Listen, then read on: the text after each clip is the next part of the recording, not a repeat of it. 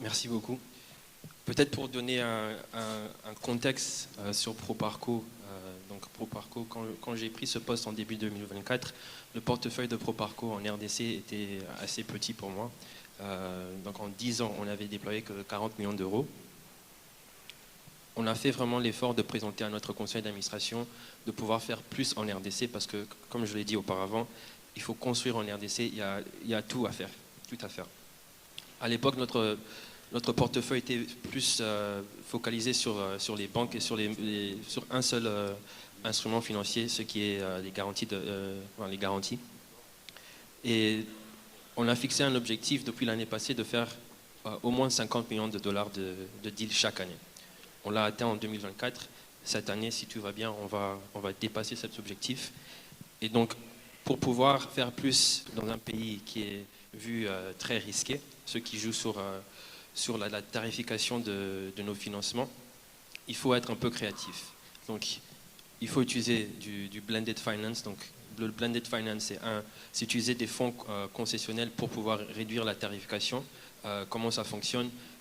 Grosso modo, c'est pour diminuer le risque ou l'exposition de ProParco en utilisant des fonds concessionnels, qui va diminuer, comme j'ai dit, la tarification. La deuxième chose, c'est la mobilisation des fonds. Donc ça veut dire travailler avec les autres banques de développement pour pouvoir faire des plus gros tickets sur des projets plus risqués. On a parlé en RDC, on en parle souvent du déficit énergétique. Il y a plusieurs projets qui se structurent aujourd'hui, des projets énergétiques, que ce soit le solaire ou l'hydro, parce que le pays en a besoin. Pour développer un pays, si on n'a pas d'électricité, on ne peut rien faire. Si les miniers n'ont pas l'électricité, ils ne peuvent rien faire. Donc il y a plusieurs projets qui se structurent, mais bien sûr qui sont risqués parce que c'est des projets greenfield. Donc ce qu'on fait, on utilise des fonds concessionnels qui viennent de l'Union européenne. Greenfield, c'est qui démarre à zéro. Ce qui peut réduire le risque et le coût pour le client. Et deux, appeler les autres bailleurs de fonds, surtout ceux qui n'ont pas de présence locale, qui ont cette perception que le pays est risqué, les reconforter en fait que le développement il est là, le risque oui il est là, mais on peut gérer le risque.